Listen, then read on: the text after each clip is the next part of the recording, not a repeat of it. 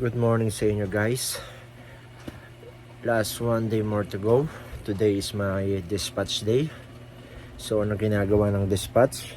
So ayun yung bibigay na sa inyo yung mga papers nyo guys, para malaman nyo kung saan kayong terminal ng airport, yung mga passport nyo kukunin nyo doon guys sa office nyo. Yun lamang po. So one day more to go. So may iwanan ko na naman tong bata na to. So, ganun talaga buhay guys. So, kailangan talaga lumaban sa hirap ng buhay. So, workaholic muna tayo guys. So, wala na naman tayong day off nun guys. So, okay lang guys. So, para sa pamilya. So, tara samahan nyo ako mamaya sa aking dispatch day. So, bago lahat, kakain muna ako. Magbibihis muna ako. Maaga pa naman guys. 1:00 po yung dispatch ko. So, tara, samahan nyo ako. Let's go! So what's up guys?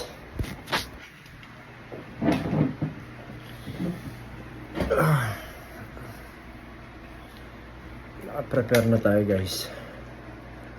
So lunch time, kain muna ako. So 12:00 pa lang. So wala pa naman 30 minutes, nandito na tayo sa office. So samahan niyo muna kami kumain ng anak ko. After nito, gora na agad ako guys. Medyo masama pa pakiramdam ko guys. Ano yun, namukang gamot after. Naabot pa. So, later na lang guys. Peace out. So yun guys. Naka-prepare na ako. Ayan. Paalis na tayo. So, magbababoy na ako sa anak ko. Ang ginagawa niya sa akin dati pa na maliit siya. Iyan. Ikaw, 7 years old na siya ngayon. Iyan.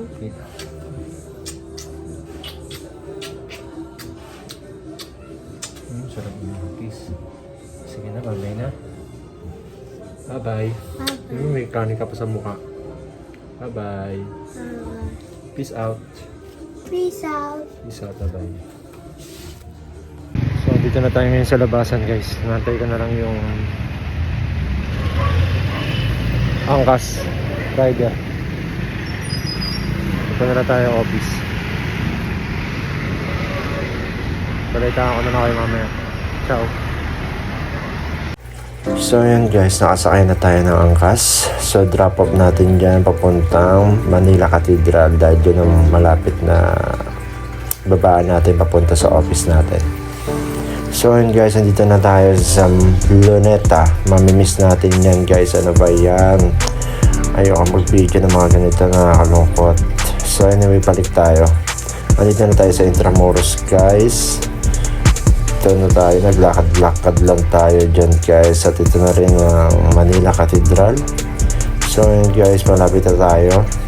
So pagpasok natin dito sa ating office guys, so tamang waiting tayo ng 2 hours dyan guys. So apat lang kami tinawag dyan guys. So 4 lang yung taga-spirit dyan guys na mga kasama ko sa pagsampa. So hindi ko alam kung ilan pa kami sasampa guys.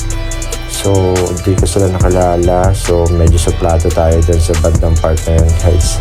So dito na lang guys. So tinawag na ako dyan. So see you, ciao ciao.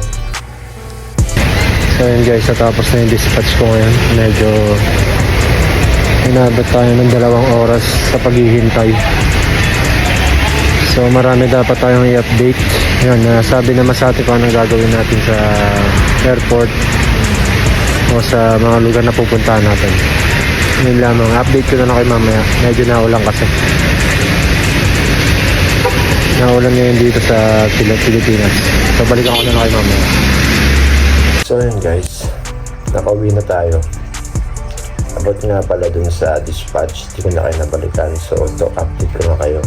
About nga pala dun sa dispatch, pag sinabi dispatch guys, pagpasok nyo sa office nyo, nakaprepare na lahat yung mga dadalhin mo pag alis mo dito sa Pilipinas. At papakita mo sa airport, ticket mo, nandito na lahat, passport, Siemens book mo, nandito na.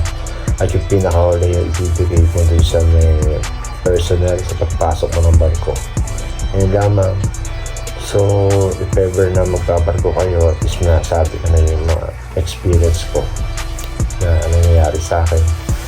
So yun lang. Salamat sa panonood nyo guys. Sa mga hindi pa nasa-subscribe dyan guys, please subscribe my channel. Hit the notification bell para updated kayo sa aking mga bagong video. So, ciao for now. Peace out.